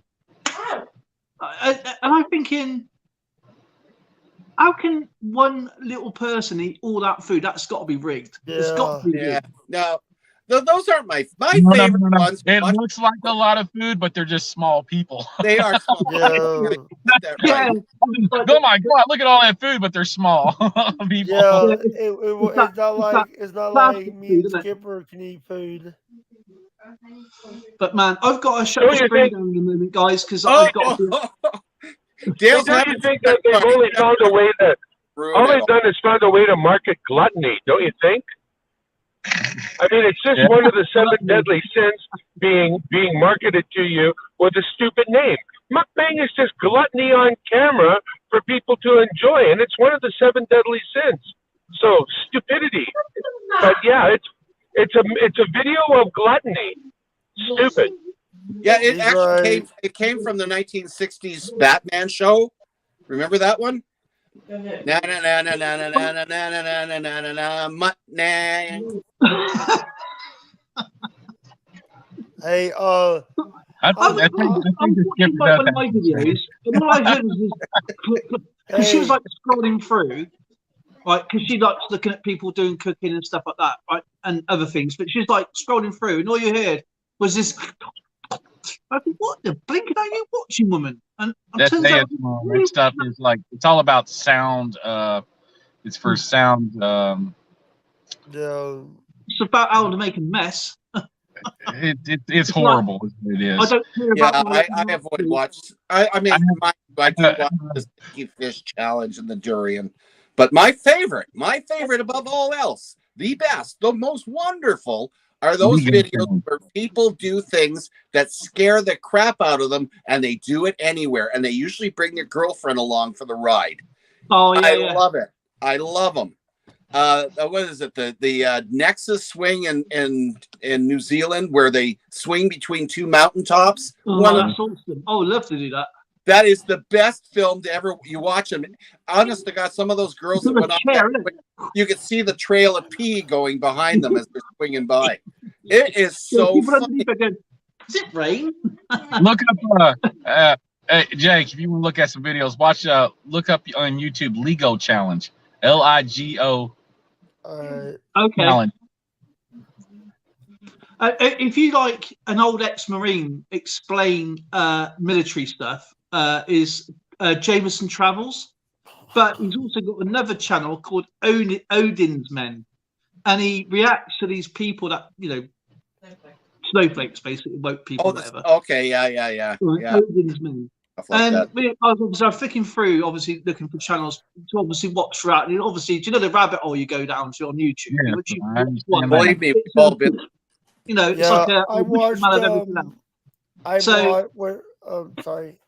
So it was like, I watched one because I thought I goes, Zoe, what's that? And she goes, I don't know what it was, this person. And they said a day in New York. One of them was a day in New York, right? And we was watching this. He does like loads of flicks and he goes through, right? And he talks about it, like reacts. And he's an old ex-Marine, old school guy, and he's trying to figure it in a reality way. And this guy was dressed. Was he, Lauren, dressed in a pink? Was it bikini kind of thing, right? Bikini, high heels, and a woman was holding him. Oh man, on a leash. Right, a normal day in New York, it was called. And then the next clip, right, was this dog, right? This dog, like obviously a normal dog, like a wolfhound or whatever, but stood there looking like that, going, and all you heard is like that, yeah. Turns around, it was a person dressed up as a dog and walking like a dog, going, oh my god! Oh yeah, and then two dogs together with these two human dogs being walked with two humans, and they were pretending to pee, okay, and walking, and I don't know what's happened to the world. Well, it's that I think that's the 167th gender that they've invented. They're the doggy people, right? I would say they're barking mad, but I think that's barking mad. But yeah, that's really well put. Hey, I got something to say. I gotta go. Go ahead. Nobody. My mom actually passed away at Forest General Hospital. No, we're sorry to hear that, brother. When did this happen, Jake? 2009. Yeah. That's the hospital she passed at. She had a brain tumor. A 5 cm brain tumor. We called it late because our local hospitals, it's a bunch of dumb beeps. Sorry, language. I beeped it out. Alexander, I will once in a while, buddy. So would you be setting a new channel when you're settled in anyway? Huh? Show us where you are, around where when you get settled into wherever you stay, you're going to be showing us around what you've been doing and start to finish, while you're settling in and are you going to make a YouTube channel? Are you going to have another YouTube channel? I don't know, to be honest with you. I got rid of, there's just too much drama, and I try to eliminate as much negativity in my life. Yeah. I actually had to get rid of a lot of my multimedia accounts. Just like I just got rid of Facebook, WhatsApp. Some I have people Discord. I've never had Discord, but people Discord's- just nasty people. Somebody got my phone number out on WhatsApp. Oh my God, it was bad. So I had to get rid of a lot of stuff like that. And Oh wow. but so I was like, you know what? I eliminated TV out of my life years ago. It was a huge improvement in my life. And, I went to YouTube and started creating my own channel because I can control the positivity. But it just got to be so,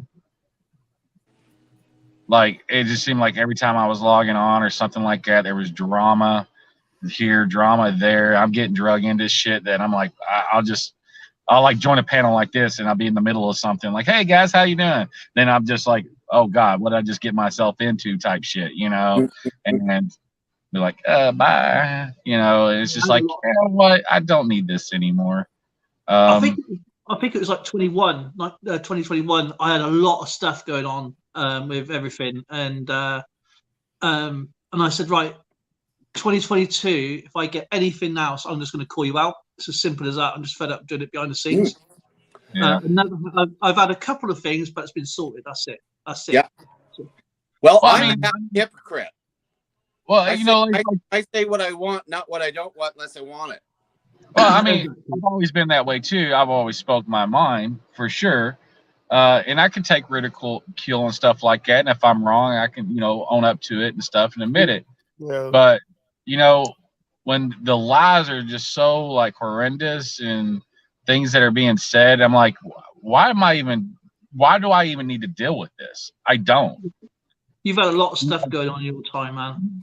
It's like, why do I have to justify what I do, what I say constantly anyway, to these people that are just online, internet trolls and everything else? I'm like, I was like, I know what type of person I really am, and constantly have to defend myself. I'm like, and it just gets you in a funk, no matter what. As much as you want to try to be positive, the negativity is always bombarding you, and it's like, you know what? I don't need this. I really don't. So I just sold pretty much the rest of my West Point quarters off. They're gone. So I still got a huge coin collection that I got to figure out how to get rid of. So I'll probably be reaching out to a couple channels like Silver Keys or somebody like that and just ship everything to them and have them sell it for me or something. I don't know. I'd love to buy it off you, but I'm an impoverished collector. Right. I understand that. So Mia. Money, got a lot of stuff, man. But you're broke. I know the coin collection. I was pointing to Skipper because Skipper loves coins. Oh, you think? Well, I hope to see you around anyway when you settle in and pop in and whatever you need to do. Because everything I've been sent, I treasure. It would never go anywhere. He's like Scrooge McDuck. He loves that pool of coins. He loves to swim in coins. I won't say I love coins. I love collecting coins.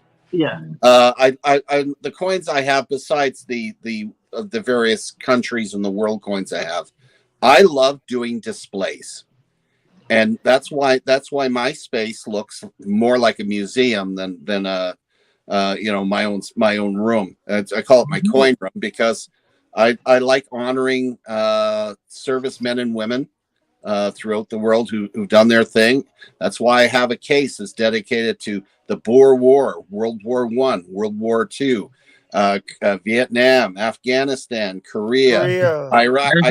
I got it all, and I built on it, and I continue. And those coins are not; those are collector coins that I get. And I don't care where I get them from the world, as long as it's something that fits that theme. And that's where it's my hobby, what I enjoy doing. And of course, typical, as you know, the premiums are too high, so you tend to spend a little bit more. But I'm doing it because of the artwork and what Jeep, I should say. Right. That's there's a reason y'all see my Jeep. Oh, you get along with my kids. My kids are all Jeep people, but you know what? I want to. Oh my gosh! Forgive me, Lord. I'm having a heart attack here. That's my dream Jeep. Oh my gosh, you brought. I would love to have a 53 pattern SMP in perfect working order. 45 a little too old, but you know, a 53 would make me so happy. Hey, But, was that done with Collins Brothers? Was that done at Collins Oh, Brothers? that made my day. Or you made the lights stop working there, Jeeps. Ooh,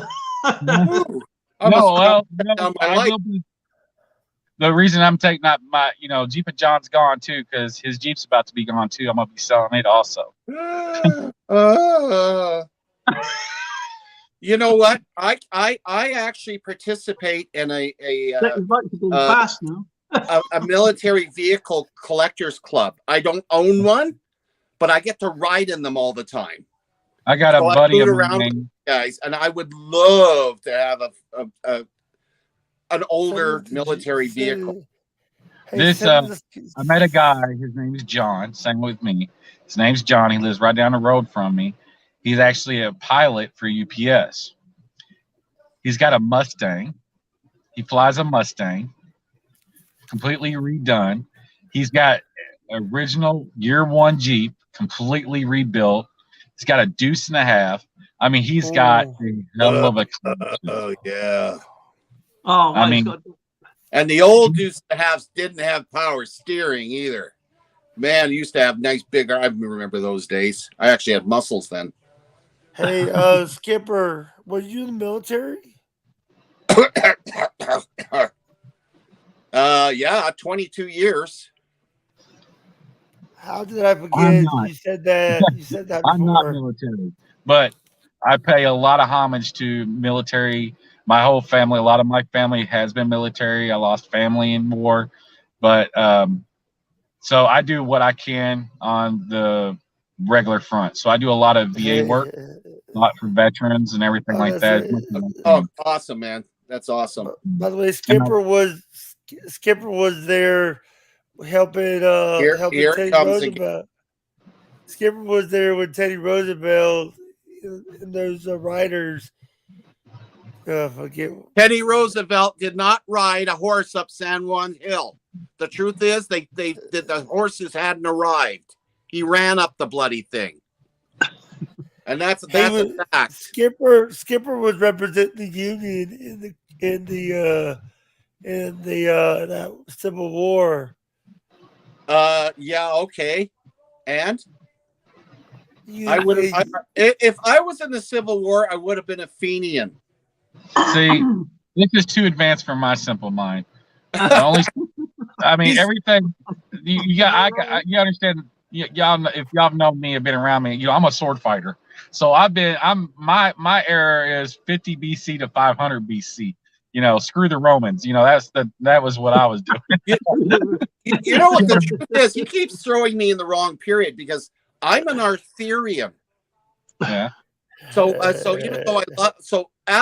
the fall of the Roman Empire, come all the tales of King Arthur and whatnot. I'm thoroughly versed in the Arthur legend. Love it, and I especially love it when it ties into the fall of Rome. Well, because it has to do with Ireland. Well, not just Ireland. Your grain came from Ireland. Mm-hmm. Hang on a minute. The last Anglo-Saxon was Harold. Okay, now let's not. We're talking myth, not fact. Now, okay. Dale, I thought you said you had to end soon. You have to end soon. Greatest story. That's why I love.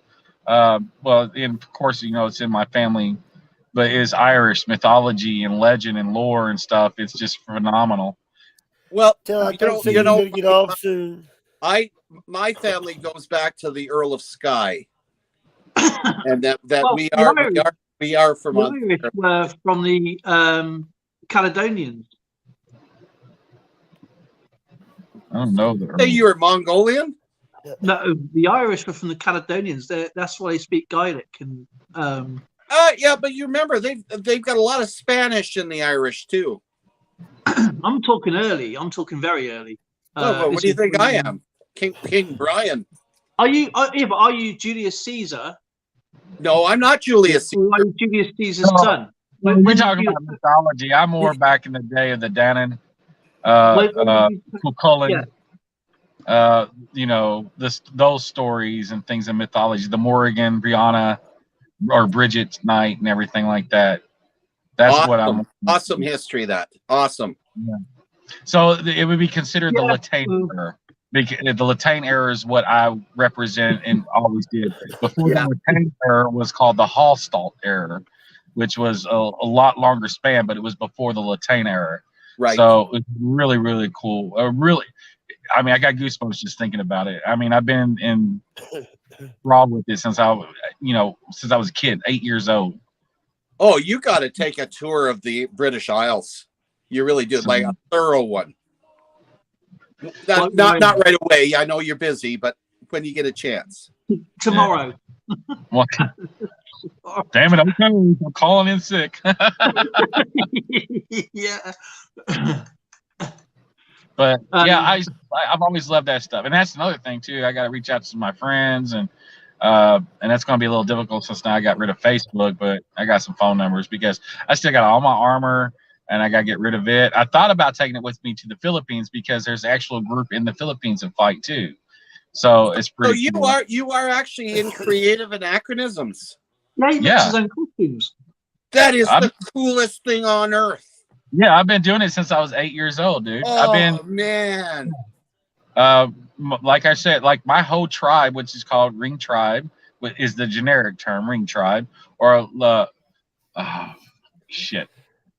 We're blank now. It's kind of a French sounding name, so I don't like saying it. That's why. We're from an area called Imamaka, which is an actual real location. Right. We try to actually, all the archaeological digs that they do there and everywhere, all the stuff that they find, we have real blacksmiths. We try to reincorporate, rebuild, and do everything that they do. Even our campground, everything we do is period as possible. Even the food. So it's more, instead of just reenactment, it's immersed living history is what we do. Mm-hmm. Was what we call it. Now, the overall category is the organization was Society of Creative Anachronism, SCA for short. It's all over the world. It's huge. We have a lot here. The last war I was at was Penzic. It's in Pennsylvania. People fly from all over the world to come to this. It's 2 weeks long. The first time I ever got to really fight in a war and everything, I got to fight with my friends because they're older than me. And that was my childhood dream come true. So my bucket list for that. So I got to actually fight with people that I grew up admiring, So it was great. I fought every battle every day. I've never been so exhausted. Blew out both my knees. I still got scars on my legs from a few years ago. I get black eye, everything. And let me tell you what, I could not knock the freaking smile off my face. I was so exhausted and hurt, and I was so happy at the same time. I was like, it was like, it's nothing like being in full freaking armor, like real freaking armor, and go out in the battlefield like freaking thousands of people, thousands, not just a couple hundred, thousands. Sorry, you put more adrenaline in this old body than I've had in ages, because this is so exciting to me.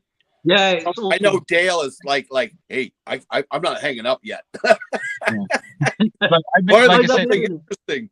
It's more than just the fighting part. It's the arts and crafts and the history and totally immersed. That event, I went to a coin making class. How they actually make coin the ancient way. So they were actually making coins, like it's called hammered coins. That's I know. I actually set up the hammered coin. They had hammer on hammer, so dunk like that. Yeah, and it's quite a talent to try to hit it straight. So, and it was really cool how they did, like, how they would weigh out their coins to get them all the kind of the same weight. They would basically take a tray and put divots in the tray, and they would fill it with each divot with sand, and they would make the divots bigger or smaller depending on how much more sand they need to add to get this, and that's how they made their planches. So then they would pour the metal into that little mold, knock the sand out and pour it in each one, and then they would hammer the coin out, and that's how they pretty much got like the same weight per one. Yeah. So it was learning little things like that was so cool for me. It is cool. Yeah, because you're not just a spectator; you're actually a part of the community in it. So that's the thing. He's reliving history, like man. And it's accurate as well. That's the thing. It's not this make-believe stuff you see on TV. It's accurate history. That's the cool thing about my group is like, you look, we got one's a nurse, one's a firefighter. We actually have a real archaeologist in our group. We have brilliant freaking minds, and when we have our own events just for each. It's so immersive that you feel like you're there. And that's the go every time. I remember as a kid, I was at Penzic War, which is the biggest war in the world for that. And I was in my camp, just sitting by the fire. And here in the front gates of our encampment were open. So you have the wars that were going on at night. So you had the armor guys, and you had the fire blinging off people's armor. The moon was full. It's in August, so you had geese flying overhead, and the sounds of the drums and the music and the armor and the fire and I mean, I swear to God, I was like transported back in time, and I was so there. And I still remember that. I still get that same feeling when I think about it, and I try and strive for that at every event I've ever been to, because I mean, it is you get that once you ever go to an event. You can go to, because I went to plenty of them. But that was that one time, and I was like, I'm hooked for life. And I was like, and that's what got me, because that's what I strive for every time now when I go to an event, is so immerse myself in so much of it. See, I've never had the opportunity to go to one of the big battles. Yeah. But I was invited. I wasn't part of the participant, but I was part of the crowd watching what was going on. And I got to take part in one of their medieval feasts, which was pretty cool, by the way. And the closest thing I ever came to it was the Highland Games, where I was with a Highland regiment, and it still had kind of the feeling, but it wasn't the same. It was, there's something about reenacting to the point where you're totally immersed that is just brilliant. I'm envious. I'm like, wow, would I ever like to do that? Even at my age, I could be Henry VIII or something. I don't know. I can find something out there. So I mean, that's the thing about our group is like when you walk in our campground, you don't see coolers laying around and things like that. You see like our tents are like sort of Uric style and stuff like that. We have freaking deer skulls everywhere painted. I mean, you would not believe the amount of thought that goes in just the layout. And I'm telling you, we would actually host feasts. I got pictures of we had a huge I bought us a pig, and we had a huge pig that we had spicked out, and it was so I do a pig roast too. They're fun. That's awesome. And that Darren's been flogging. What is Darren? He's showing a coin. Yeah, it's a painted one, isn't it? Yeah, I got the hockey one. I went to Dairy Queen for ice cream. And then I asked them about their change, and they gave me the hockey toonie. Oh, you got a hockey toonie. Good for you. Yep. Yep. All you got to do is ask. So we're finding a new hobby here, buddy. We got to get together and do this creative anachronism here. You know how this all started? This actually started in 1966, I believe, in California. And it was a college graduation party, and they did a medieval themed one. And when everybody graduated, had this huge party, they actually loved it. Everybody moved across the country back to where they came from, and they got to talking with each other because they were all friends. Like, that was such much. You know what? I'm gonna create a little group here. We're gonna challenge your group over here, and it's just blown up ever since. And so it starts with one that we do considered into a huge commodity sort of thing, Sorry, man. Right, I sorry, Jeeps. I've got to be up really early in the morning. It's absolutely awesome to see you, brother. It was fun. It Please was don't be a fun. ghost. Don't be a ghost. You're more than welcome back anytime. And yeah. Everybody loves listen. everybody. And thank you for everything you've done for us, by the way. I do appreciate that, man. No problem, man. And we'll be back. Not the same bat channel, but a different bat. Yeah, it'll be on my channel at the same time. Yeah, tomorrow, 9 p.m. Yeah. GMT See, I can't on- even, yeah, because I can't even, like I said, I can't even type in the chat or anything. I have to have a channel to do that. So I can't even. So I'd lurk on you guys. So I still follow some channels, so I can still, see you guys and everything once in a while. But I can't type. So. Well, that is a martial art. If you see the link on there, typing. Just see the link. Just come up anytime. You're more than welcome. That's right. The door's always open, man. You know that. God bless you guys. Y'all have a wonderful evening, morning, and everything else. So you too. Take care. I wish you the best in your endeavors, brother. I tell you, I really do. All right. Peace out, guys. Much love. Take care, guys. Thank you, man. And for everybody else, farewell, goodbye, Avina Zen to you, and see you later. We'll talk to you tomorrow. Yep, see you tomorrow at 9 p.m. GMT or 2 p.m. Mountain Standard Time in Canada. Bye from the evil streets of Abbotsford. We'll see you next time around. You take care, brother. Have a good one, yeah? Thanks, Darren. I'll see you soon.